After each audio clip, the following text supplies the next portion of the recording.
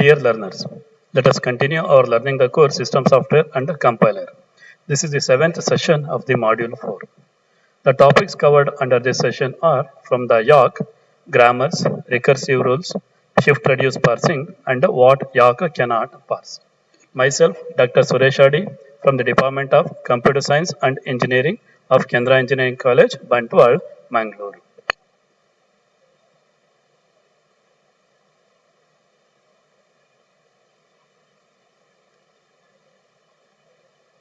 First, as we have seen earlier in the previous video on the lexer and the parser communication, so the input program will be given to the lexer, which is then a lower level routine. That is our first phase of the compiler. So that is the input program will be given to the lexer, and the lexer will divide the input program into the tokens. The lexer will divide the input program into the tokens. Then that will be, the next phase will be the parser. The next phase will be the parser. So parser are nothing but our Yawk programs. So parsers are nothing but our Yawk program, wherein the context-free grammars we used to write. Context-free grammars we used to write. So whenever we call the parser is an high-level routine. So whenever I will call the parser, that in turn will call the lexer through the function yylex. And the tokens are provided to the parser through the symbol table. Through the symbol table, the tokens are placed in the symbol table, which will be taken by the parser.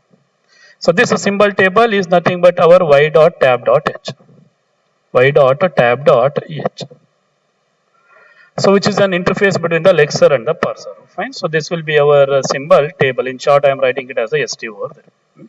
That is, the lex will recognize the tokens as per the specification given through the regular expressions.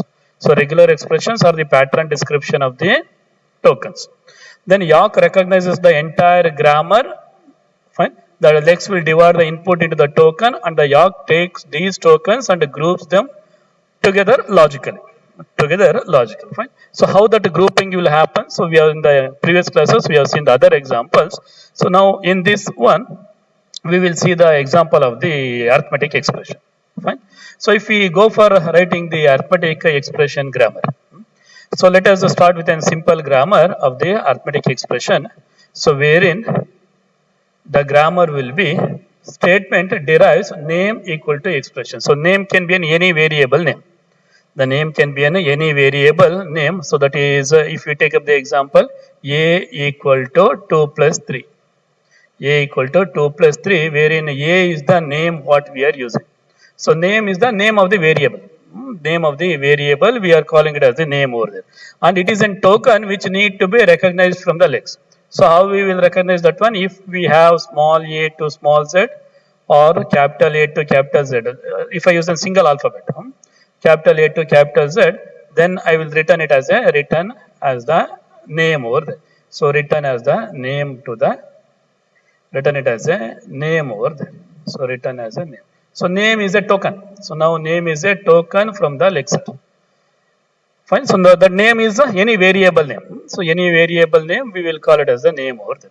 So in the same way we are going to have the numbers. In the same way we are going to have the numbers. Fine. So now in this example, what I have told, a equal to 2 plus 3. So a is a name and 2 plus 3 is an expression. So now when we go for writing the grammar for this one, so normally we start with the yes. Yes stands for the statement over there. So yes derives that name. So name I will, in short, I will call it as the NA. Equal to is a token and the expression. So this one I am calling it as a expression over there. That is the expression EXP. Then if I go for the expression, so expression I am having the two possibilities over here, one for the addition, other for the subtraction.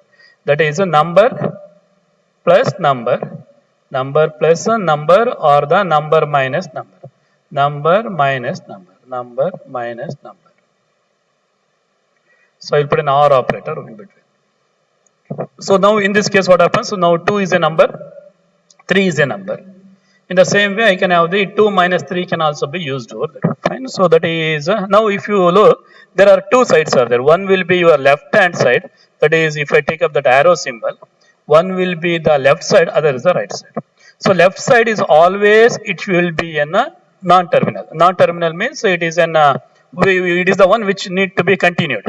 Example here also. So expression is the one which is an non-terminal, right? So normally when we go to the grammar, so we represent with the notation VTPS, V comma T comma P comma S. So wherein V will be the variables, means which need to be continued. T will be the terminals. Terminals are nothing but the tokens. They are end. They are the dead end. So non-terminals, they need to be continued.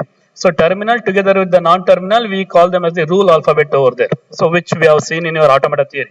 Terminal variable with the terminal together. They will be called as the rule alphabet over there. Some call them as the tokens and some call them as the terminals. Terminal together with the non-terminal, they will be called as the rule alphabet. Then these are the production body. These are the productions, and S is the start symbol. In this case, S is the start symbol. So now when I look at this arrow symbol, now I have the two ends over here. One will be the left hand side, other is the right hand side. My left hand side should always be in a non-terminal. My left hand side should always be in a non-terminal. On the right hand side, either I can have the tokens. NA is the token, that is a name. Equal to is a token, wherein the expression is a non-terminal. NA and equal to, these two are terminals, but whereas the expression is a non-terminal over there. That is, either I can have the terminals or non-terminals may be present on the right side. And this will be called as the head of the production. S will be the head of the production. This is the body of the production. That is the one what is there on the left side, we will call it as the head of the production. And what is there on the right side, we will call it as the body of the production. So now in this case, if for this one, how it will work? So what happens? First will be the S. We'll start from the S. S derives a name and the equal to and the expression. And the expression can be what is our 2 plus 3. So the expression can be number plus number plus the number. Fine. So that is this name is nothing but our A. So number is 2 and the other number is 3. Fine. So now if you look at the example, what is there in the textbook? Fine. So in the textbook, we have taken the example as Fred equal to 12 plus 13. Fred equal to 12 plus 13. That is, it will start from our S. S is our statement. Name equal to expression. So name is what? Fred. Equal to is the token expression. What that expression is a number plus number. Fine. So now this is it's a quite simple grammar wherein I have a simple expression to be used over here. Suppose my expression equal to 5 plus 3 minus 2. So now in this case what happens? Either I have the option of having the plus, if I take up the grammar, either I have the option of having the plus or the minus. Any one. I can't have both. So that is when I go for adding the more complexity over there. So in this case, maximum I can have the 2 numbers can be there on the right side. Now I have the 3 numbers over there. So now when I have these options, when I don't know how many operators and operands are there on the right side. In all these cases, what I need to go for the recursion over there. Means a repetitive execution, repetition I need to have. So now when I need to have the repetition, how to have this repetition? That is a question mark. How to have the repetition? Fine. So for handling such repetitions, we go with the recursive rules. Fine. So now let me go with the recursive rules. So first will be our statement will derives you the name equal to and the expression. Let me take.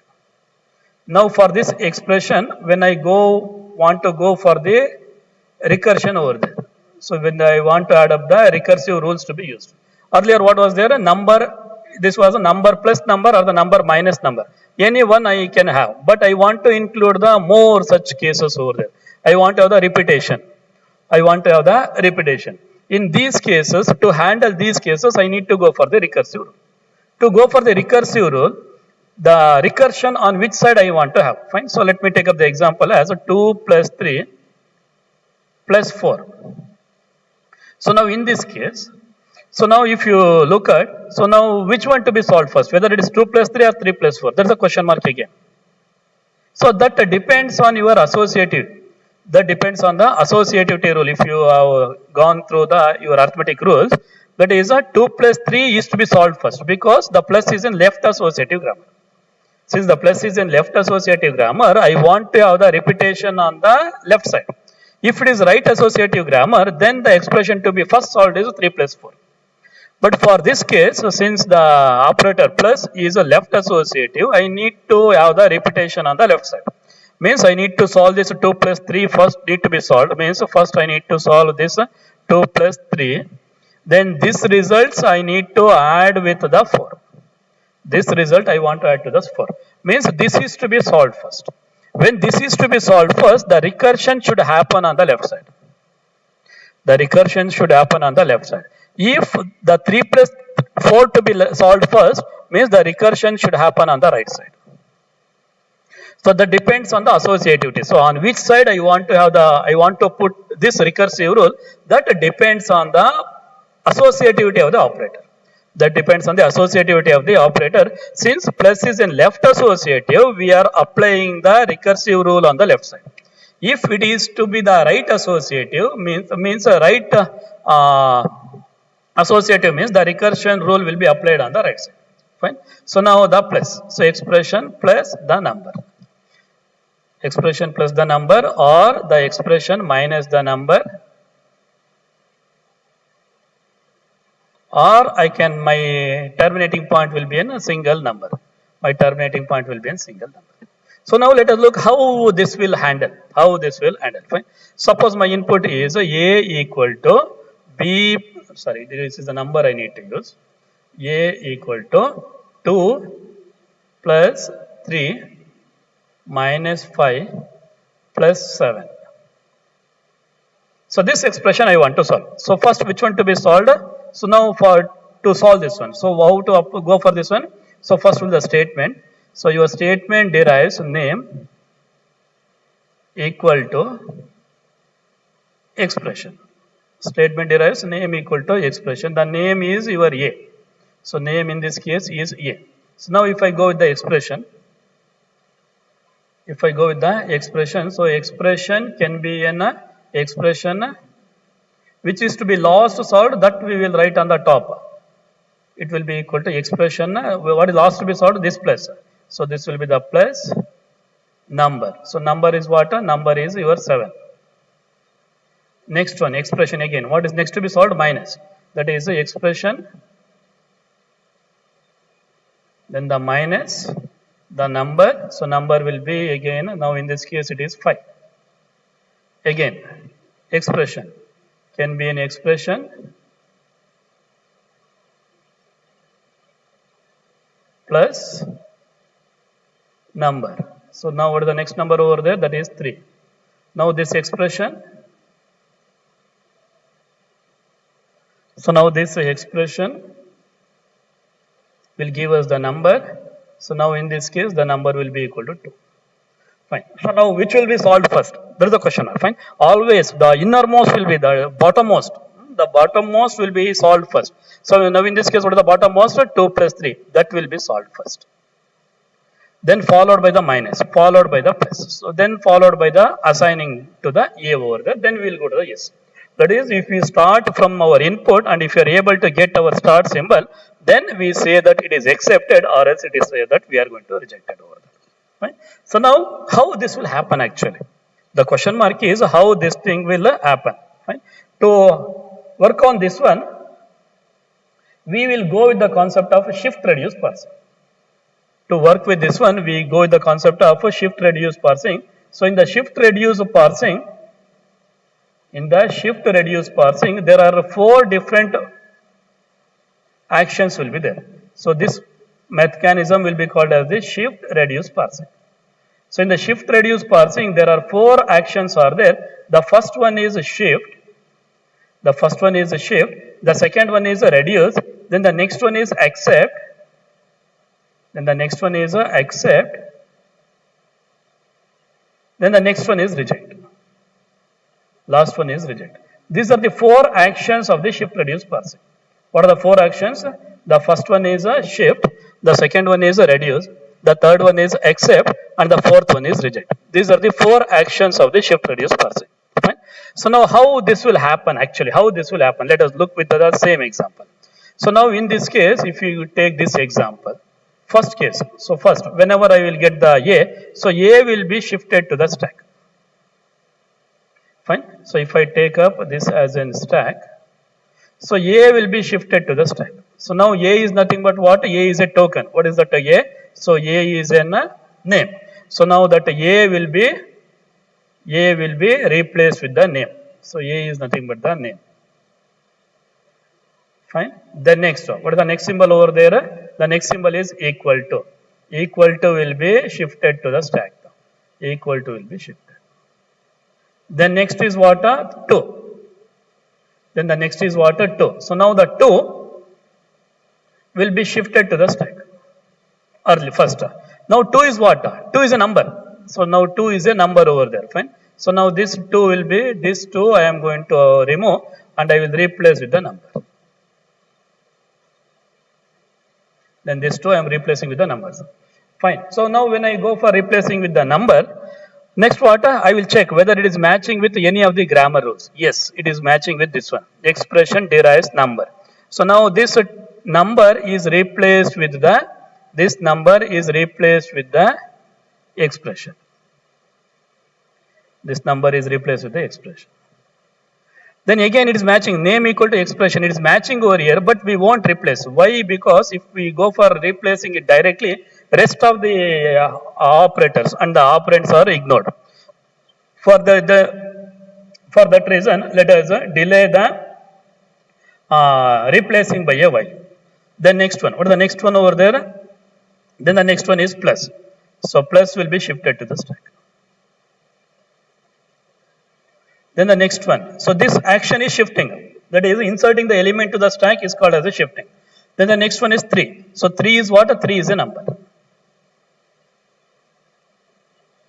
Now does it is matching with any of the handle? Expression plus number? Yes, it is matching over here. Right?